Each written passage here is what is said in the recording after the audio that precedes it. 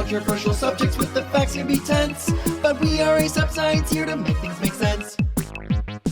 Welcome back to Side Note Podcast. Today, we're talking about what it might be like to live on Mars and what that can teach us about sustainable living, sustainable eating right here on Earth with our amazing guest, Dr. Proctor, who's going to walk us through some really cool science. I'm very excited about our little interview today. How about you, Greg? Yeah, me too. Dr. Proctor. Whoop, whoop. Best name such ever. an epic name. How's it going, Greg? I'm good. How are you? It's Friday, so there's always a little pep in the step. Yeah, I'm trying to think of what is new. I feel like every week we just have to talk about like updates on quarantine. Yeah, which What's for your me latest? is nothing. Oh, ordering in food sometimes, cooking for myself, looking at gray walls, staring. Actually, that'll be really relevant. I feel like our relationship to food has changed a lot over quarantine, which we can talk about today. Oh my like gosh, waste yeah. in food. I feel like more and more, I've always been an introvert, but I feel like I'm becoming more introverted. I don't know why. I feel like I'm kind of like, oh, I'm so glad it's the weekend because I actually just want to stay inside and do nothing. Oh my gosh, I think I know why. It's because we're in a global pandemic and we all, like, even as someone who identifies as extrovert with a bit of introvert, I am an introvert too. I'm like, I don't even think about Friday nights as like a time to hang out with anyone other than myself. I guess that's true. But even, I just am like, before, maybe because it was summer and now it's transitioning to winter. Now I'm like fully ready to hibernate and be like, I don't need to see anyone until next March for my birthday. Whenever I go outside and see people doing things, I'm like, oh wait, people are still doing, like, I feel like we've really leaned into this whole it's pandemic actually life. Shocking. But yeah, has anything else been No, new for honestly, like this part of the podcast is just always a little bit because there's nothing ever there's new. really like, I'm sorry people, I honestly think we should get into it. Yeah, today, okay, let's just jump into and bring our guest on. I'm gonna play our little jingle and then we'll get into it. Study time. Study time. Study time. All right, so today we have Dr. Sian Proctor, who is a geoscientist, a science communicator, and an analog astronaut who completed a 4-month Mars mission at the high seas facilities, which I have been obsessed with and always like dreamed of doing myself. Thank you for coming on the show today. Thank you for having me. I'm so thrilled to be here. Yeah, we're so excited. Like after even reading your bio more, I was just like, everything you know about are things that I have so many questions about, which we're going to go through today. But before we start, how was your quarantine? You know, it's been about transitions and creativity. Like probably a bunch of people out there. I'm going through a divorce, so I moved out of my house and I'm living in my brother's house now. And so it's been an interesting transition there, but good also. And then creativity, trying to be creative in a time of COVID so that I don't go crazy. And that has been a fun, interesting challenge. Yeah, I think that creativity and creating things is the only way I'm coping as well. I think that's a really good thing to just even mention off the top. Just being like, it's okay if that's your coping mechanism, because it is for us and it is for you and it is a good one. It is interesting how creativity will emerge during times of stress that we didn't even realize, and it as a coping mechanism. And so a lot of times I tell my students and encourage them that even if you don't think of yourself as being creative, try something you've always wanted to do during this time and explore, because it will help just kind of calm you down and take away some of that stress. That's so true. That's such good advice. Like, I feel like I sometimes feel like I should do that and then I neglect it, but I need to find a good system to actually get into that sort of creativity. Okay, I want to first talk about a little bit more about who you are, what you do. What does it mean to be a geoscientist, first of all? Being a geoscientist is the best thing in the world because it's all about, well, our world. I study the Earth and all of its processes. So my degree is in geology. So I look at Earth processes, whether that's interior or on the surface, but I also do weather and atmosphere, and I do ocean science, and I even do some planetary and sustainability. And so it's for somebody who just loves everything about science and the Earth. Oh my gosh. So all of those things fall under it. So when you become a geoscientist, you don't have to specialize in some way, or is there a specific reason why you seem to study so many different things? Well, that's a good point. So yes, a lot of times you will specialize as a geoscientist in one particular area, but that geoscience is a broad subject. So you could have paleontology under there, you can have hydrogeology under there, you can have volcanology under there.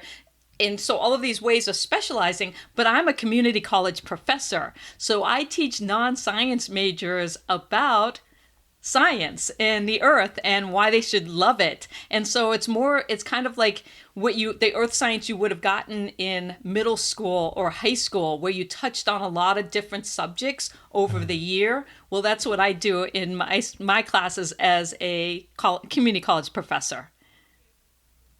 I love that, because I feel like even as people who went into science, our degree was kind of broad enough. Like, we both took the same degree, that we got to take a variety of different courses, of different classes, and just no shade to like going into something specific. Obviously, we need people that are specialized. But I was like, for myself personally, I just loved learning broadly, and it's amazing that people who might not be in science, who are in the arts, can actually understand and be inspired by aspects of science without having to delve necessarily deep into a specific topic.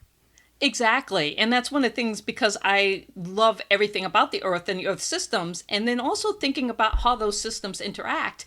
It's the perfect area for me to be a geoscientist, because one day I'm talking about ocean sciences and going on a drilling ship for 2 months, and the next day I'm living in the high seas habitat on the big island of Hawaii at 8,000 feet pretending to be on Mars. So you just don't know. I need to ask about that. Like, we absolutely need to talk about that. So I have been obsessed with like the high seas projects. I feel like there's maybe a couple others around the world that are similar, but for those who don't know, maybe tell us a little bit about high seas and what it is about, and then how you got involved and what that project was like. So I'm an analog astronaut, and an analog astronaut is somebody who engages in human spaceflight training and research, but here on Earth. So I'm not associated with an agency like NASA or the Canadian Space Agency. And what that enables me to do as an analog astronaut is that there's all of these analogs around the world, and an analog is something that's similar to something else. So we're looking at places on Earth that are analogous to the moon or Mars. And so because of the terrain or some aspect, it might be cold, isolated types of environments. And so NASA has a couple of places that they consider analog sites, like Antarctica or going to Iceland. It can be an analog to Mars. And in 2012, they came up with the high seas habitat, which sits on the big island of Hawaii at 8,000 feet on the slopes of Mauna Loa. And they put out a call. NASA specifically funded mission, the very first mission, to investigate food strategies for long duration spaceflight. And my friends know I'm the type of person who will sign up for anything. And so a friend of mine posted on Facebook, you like food and you like space. NASA's looking for people to live in a Mars simulation for 4 months. You should apply. And I was like, I do love food and space. I'm going to apply. And I got selected. And so I ended up being part of the very first crew to live in the high seas habitat. I've got a picture of it on the back of this. So I took this picture. Yeah, it looks it's a like night a photography. geodesic dome. Right. Oh, it does look like it.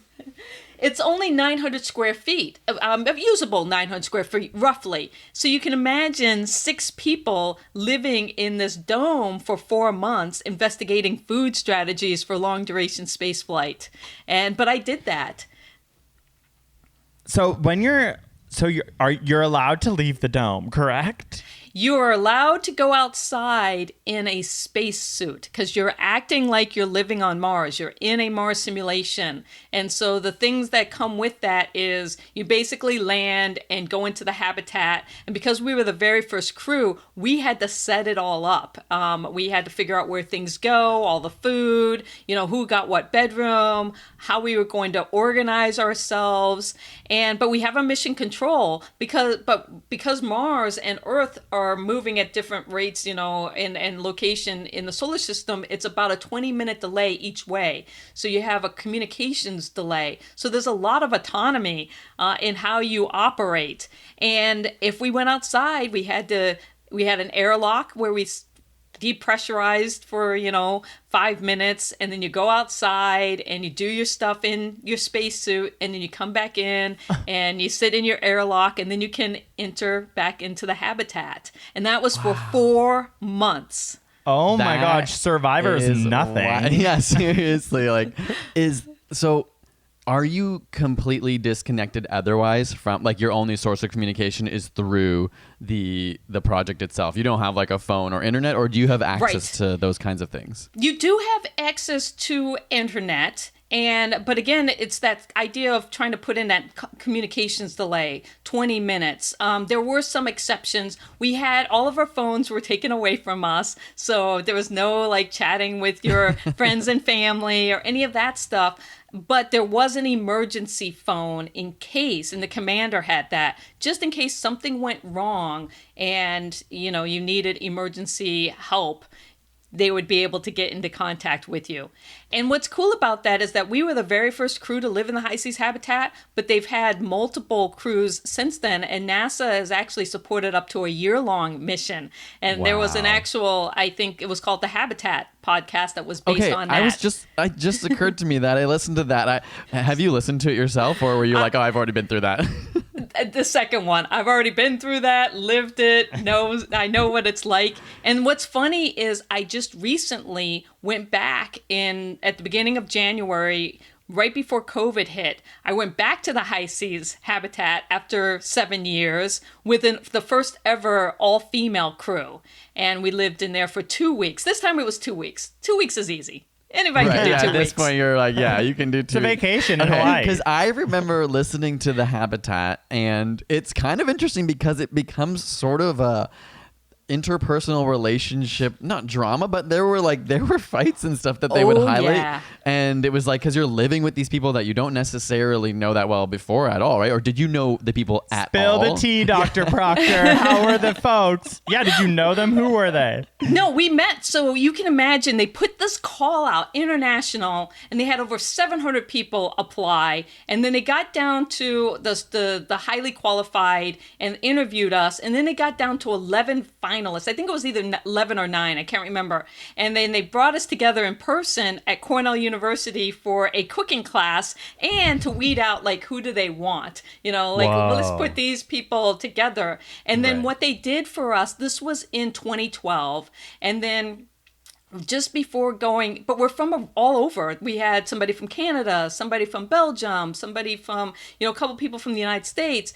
And so we all scattered again, and then they said, okay, we're going to bring you back together to do a 2-week trial at the Mars Desert Research Station in Utah. So they brought us together to live for 2 weeks together, and then again we scattered, and then we came back together to do the high seas habitat. But now most of the time they don't even do the 2-week time before. They just bring you in and see how well you get along. Okay, drama. There needs to be a reality TV show. Yeah, they should make it. I mean, that's what the Habitat kind of ended up being. It starts out as this Mars interesting thing, but eventually you're like, oh my gosh, I'm on people's sides. Like, people start fighting and stuff. Well, and that's the thing, is the honeymoon phase. When does the honeymoon phase end? And we were lucky. We were the first crew.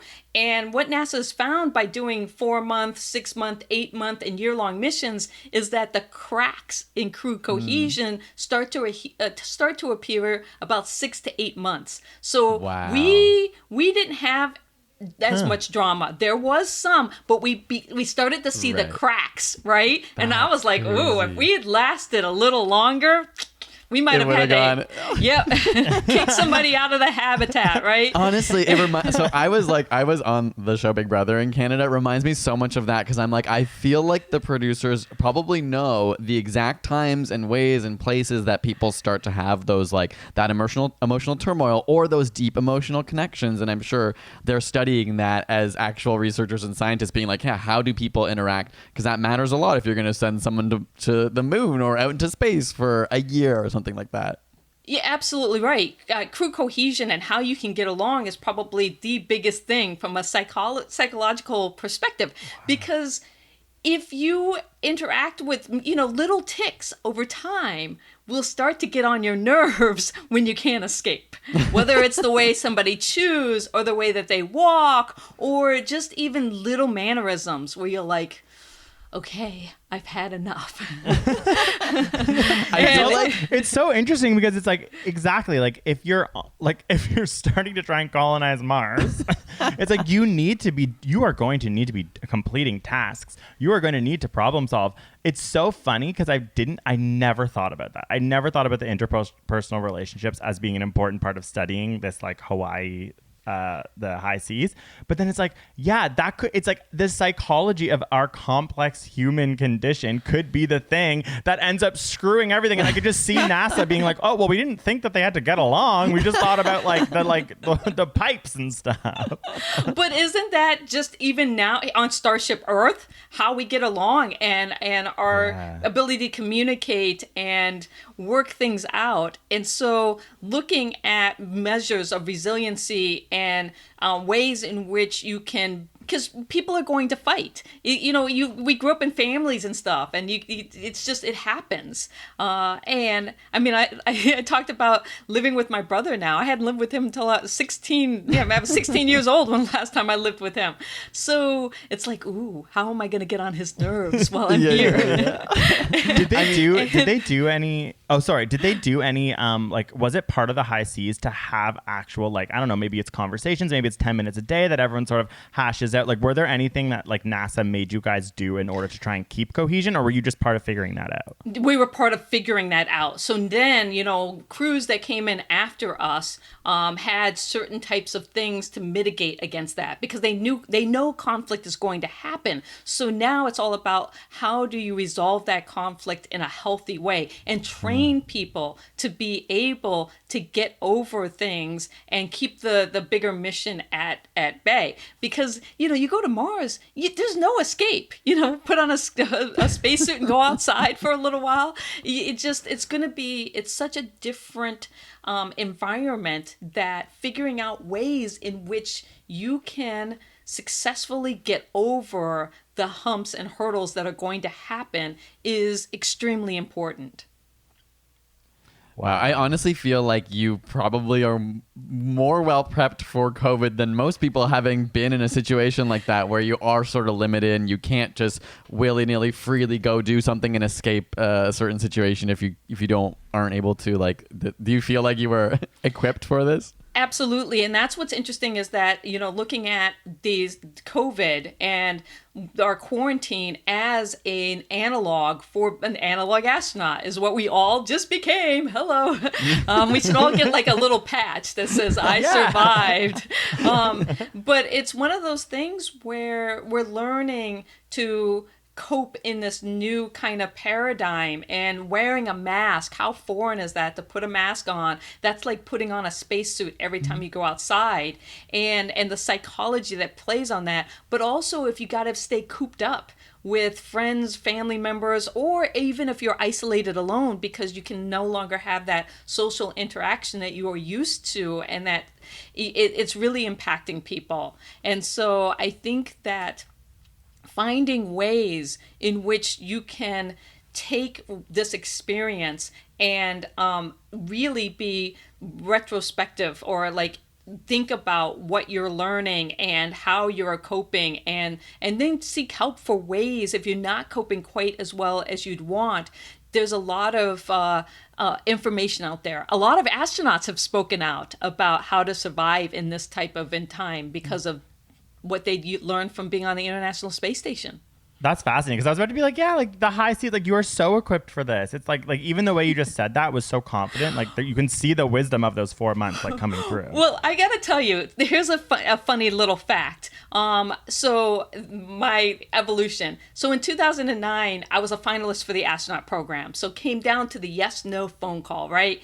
And it was a no. And so I was like, But then the year after that, in 2010, people were like, what are you going to do? Well, I got offered to be on a Discovery Discovery Channel reality TV show called The Colony. And it was literally a post-apocalyptic build show where the premise was a virus has wiped out most of the humanity. You're a survivor. Oh my God. What are you going to do? And they put, and this was random strangers. They brought a bunch of us together, put us in a 10-acre compound in Louisiana for 2 months and said, rebuild society and see how you get along.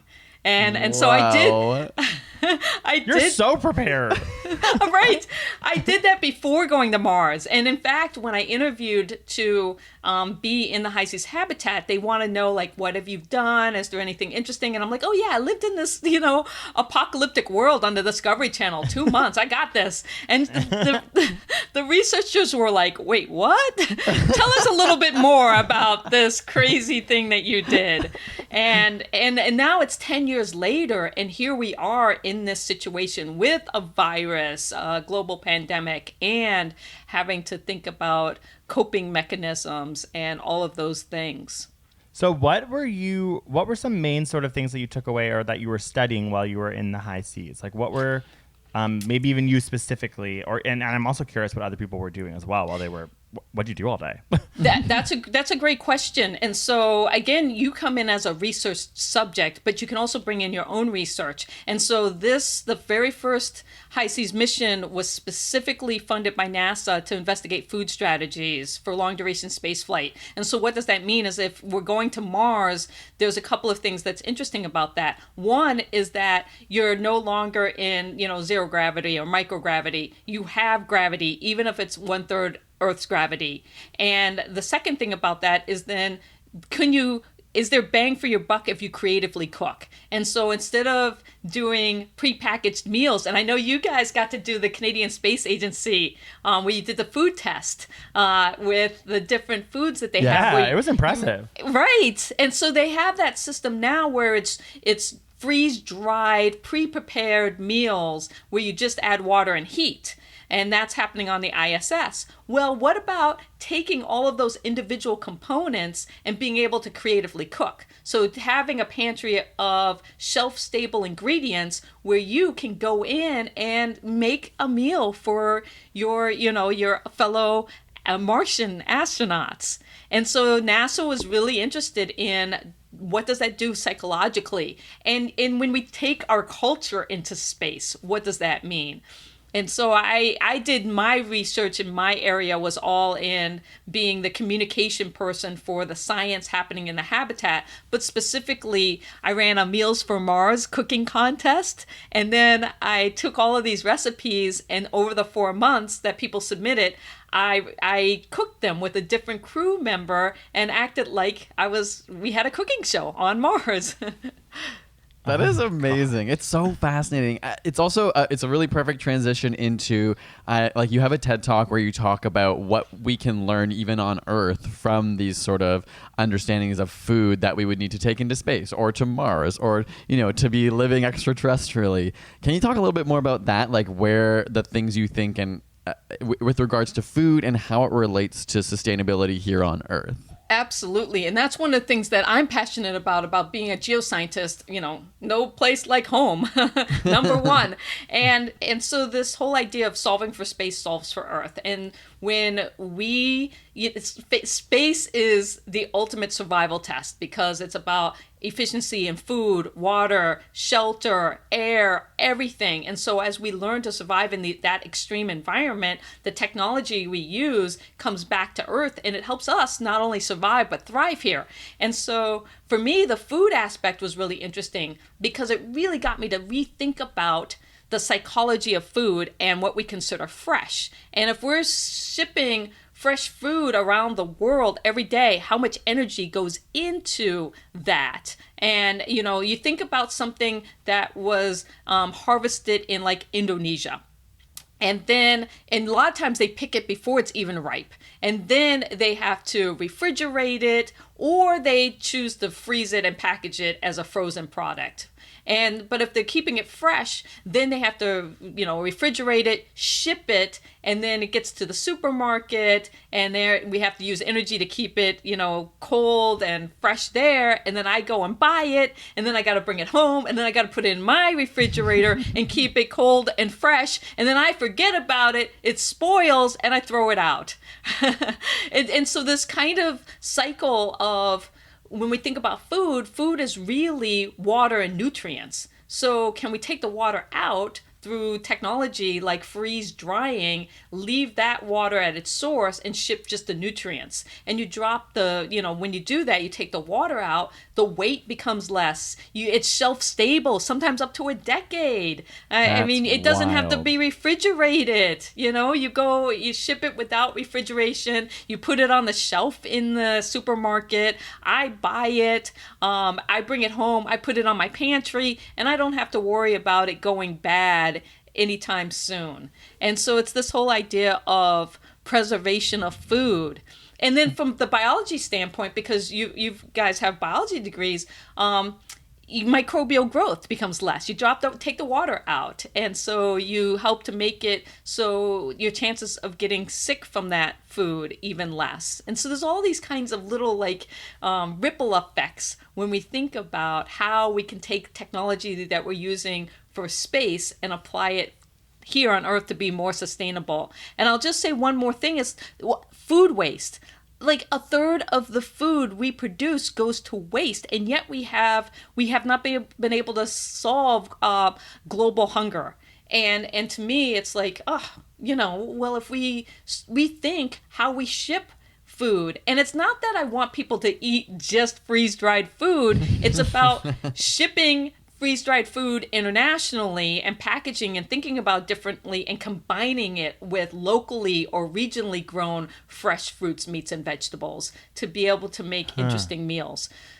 So think about what you have in your freezer right now. If you have frozen fruit, well, make it freeze-dried. If you have frozen vegetables, freeze-dried. There's nothing, at least start with what's in your freezer and try to get that into your pantry. I feel like there's a million interesting things you just said, so I'm trying to go through all the questions that came up in my mind when you said it. Number one, I don't know the actual technical difference. I'm not sure if you will.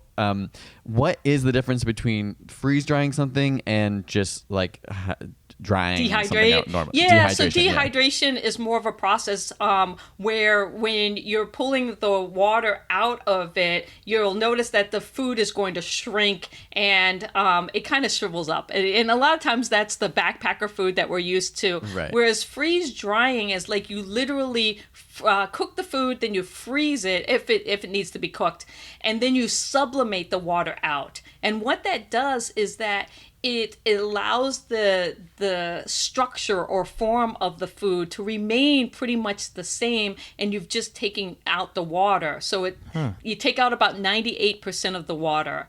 And that's so cool. It's like, how did people figure that out?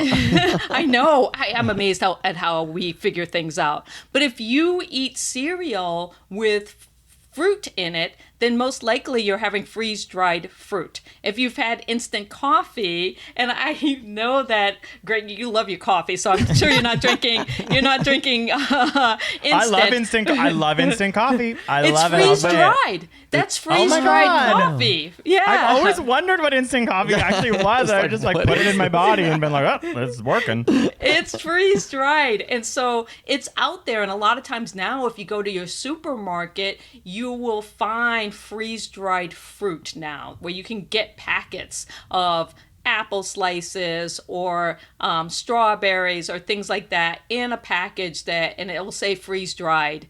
And then people are buying it as a snack. But you can imagine that hopefully within a couple of years, it will be vegetables. Things like, I have an example here, even though this is a podcast, you'll be able to see it.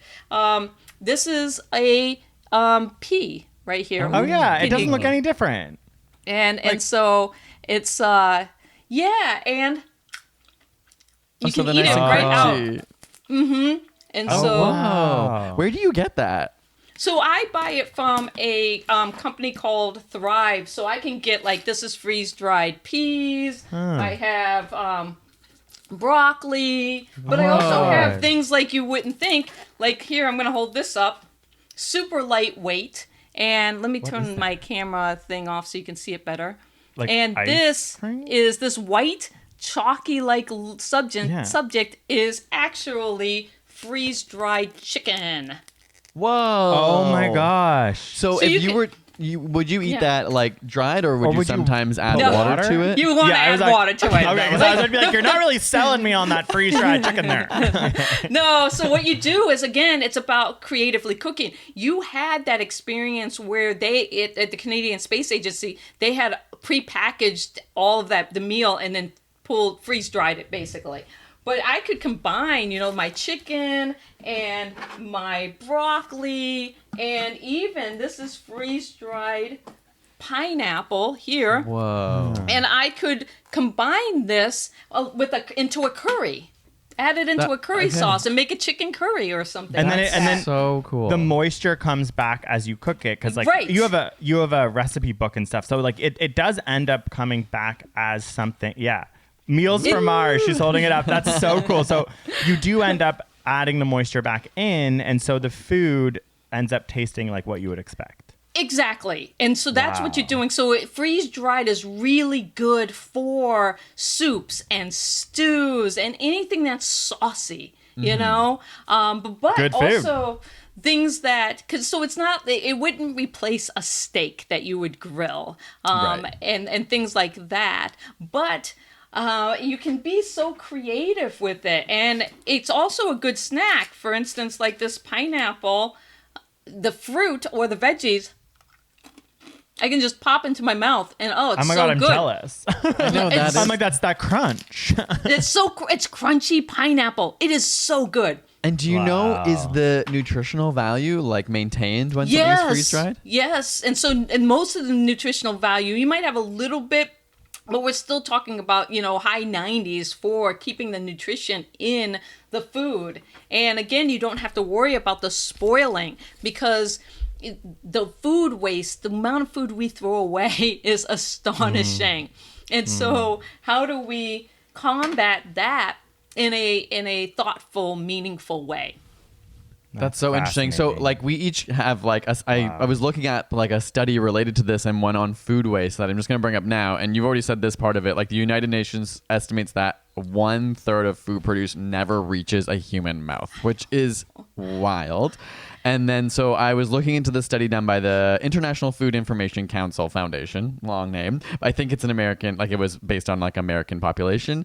And they found that when asked what most often ends up in the garbage, 74% of consumers said they discarded leftovers of foods that were Yes. prepared at home. So it was the most common thing. Like there were other things that people end up throwing out, but it was their leftovers because they would make it. And then their reason was that like the vast majority said because it spoiled or it went stale or it was not good, so they just threw it out. And I'm just like Exactly. that, to think of how much more, I mean, not necessarily that dry food would stop you from then cooking it and wasting it, but it maybe give you the ability, like for us, so much of our produce in our fridge, you get this giant cabbage or this giant kale and you like make half of it and then you forget the other half and then later you're like, it's gone bad. It is. And so then that's the problem, is combating that, but also portion size and cooking for one or two. Because a lot of times when you go to the store, you buy, bigger portions. So when you end up cooking it, you have a lot of leftovers. And so ideally with something like this, you'll be able to pull out just what you need to make, and not have as much leftovers, ideally. And it also goes down to even just the fact that if you did have leftovers from cooking with that, you've still at least eliminated a lot of the like energy being used to refrigerate and things like that. One thing I always think about, and I just like every time I go to the grocery store, even the pandemic just heightened it, I'm be like, this pepper is this cheap. You know what I mean? I'm like, it's from Mexico. I'm here in Canada. I do not understand how like every time I pay for any produce, I'm blown away about how inexpensive it is, because I just think about what you just said. Like, this came from Indonesia. How am I paying like... Especially when sometimes we spend an entire summer to like grow a tomato in our backyard. Exactly. I grow one tomato and I'm like, yum, yum, yum, yum. I'm like, well, I could just literally pay like 60 cents and get like 3 from like who knows where. So I don't like... Because it's not factored in. The true cost of food and the movement of food around the world, we don't factor in all of that. And then the carbon offset from that, you know, we don't take that into consideration. So is that just is that just like over the years, like capitalism, like driving the price down? Like I'm actually curious, like, I in think your opinion. So. Yeah. You know, I imagine that's part of it, is that whole demand, supply, capitalism, and then also the culture of food and what we're willing to not only pay for it, but what we expect. And so if we're really going to have the radical shift in food that we need to have to be more sustainable, then we've got to deal with the culture of food and how we think about fresh and how we interact with, the things that we want to eat. And that's the same with going to the moon and Mars. And the culture of food is powerful. You think about during this stressful time, what have you been eating? Like, what have you craved because you're like, oh my God, COVID, give me I need the bag of chips. Chips.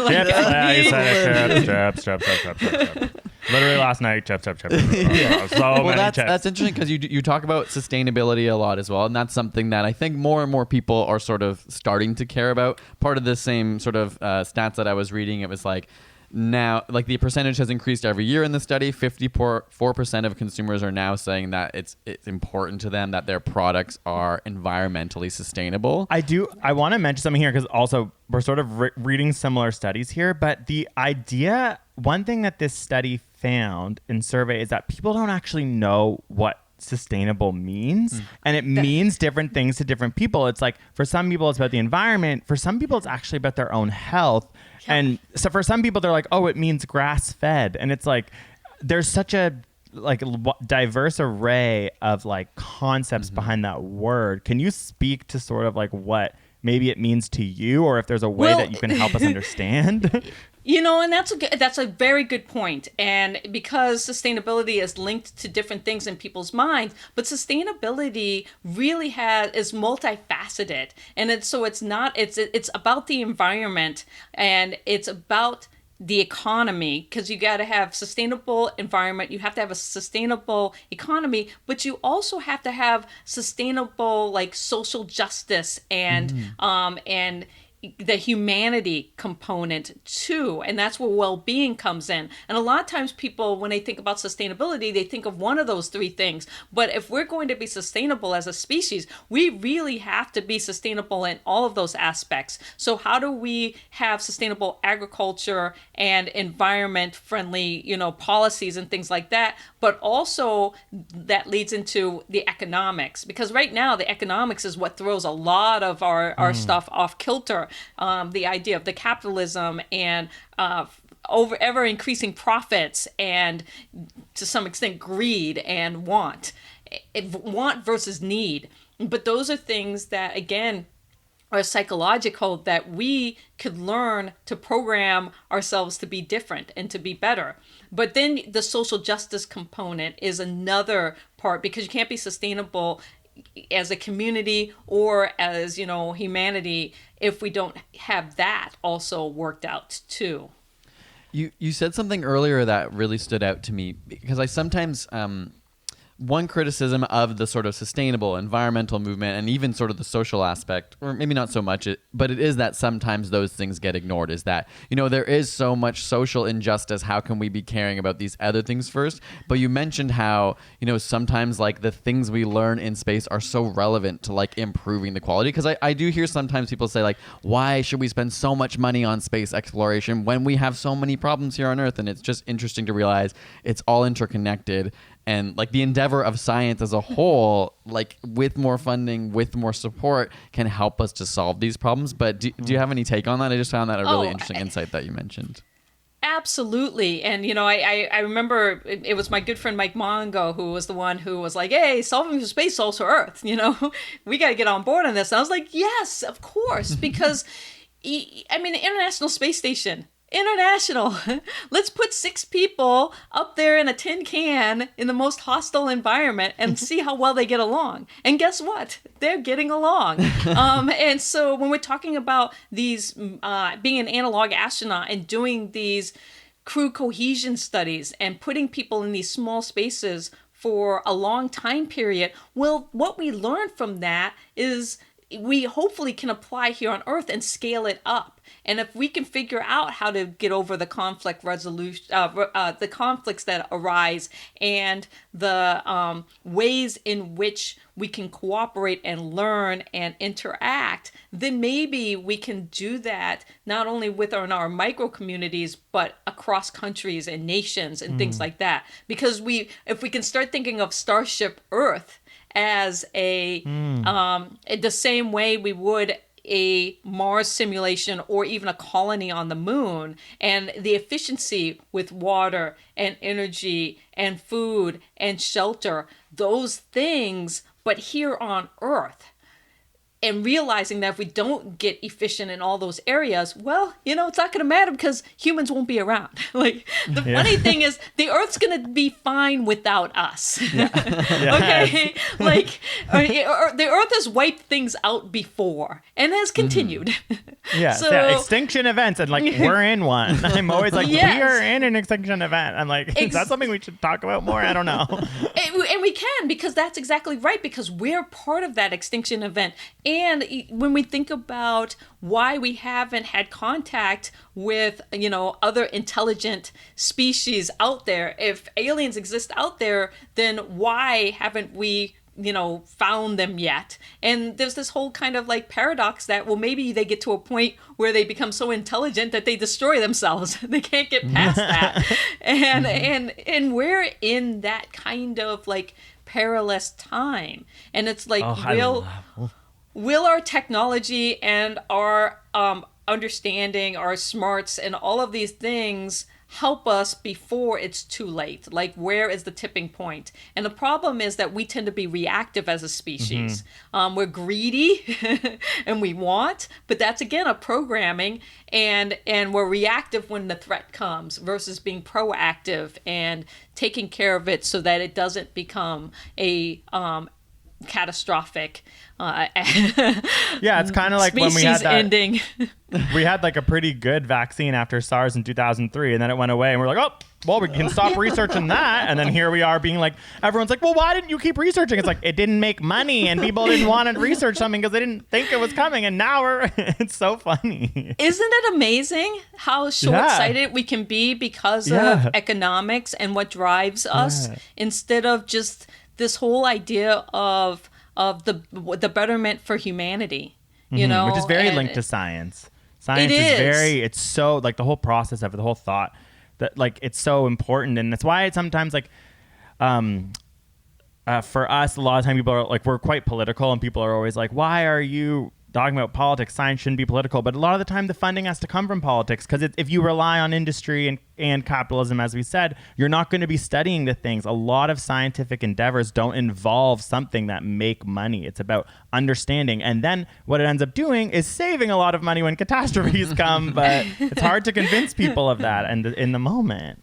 It really is. But that's one of the things that is so important, and why science communication is so important, and getting people to understand that science matters, your vote matters, the environment matters, all of these things. And it takes our energy and commitment and thoughtfulness as an individual. If we each just take on one thing individually to be more thoughtful about either us as a species or the environment or something, collectively 7 billion of us each doing our small part leads to big changes.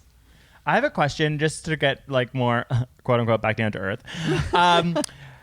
What are some tactics that you use when you go grocery shopping? Is there anything that you sort of do that we can just sort of jot down and be okay? Well, the first thing I do is I typically will only shop around the outside of the shopping center, because that is going to be, because one of the things of processed foods in the United States, we have issues with, in my opinion, some of the regulations, and so we're not typically as strict. And so if you're going to eat healthy, how do you eat healthy when there's all these processed foods out there? And so thinking about the number of ingredients that goes into anything that you do. And so something like this, when I look at the ingredients list, the only thing it says is pineapple. Like, that's it. Right. And so no added sugar, no added ingredients. It's that one thing. And then I can take that and I can add it and combine it with other things.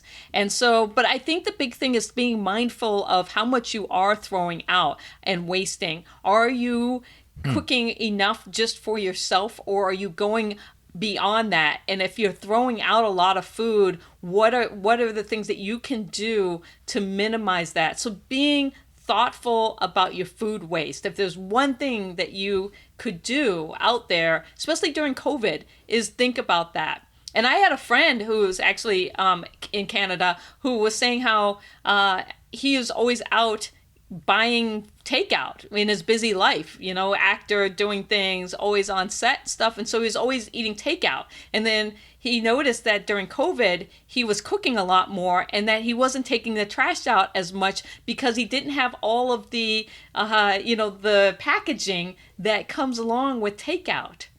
And so it was one of those things where he was like, oh, wow, I throw out a lot of, packaging to see it. Yeah. because I am doing a lot of takeout.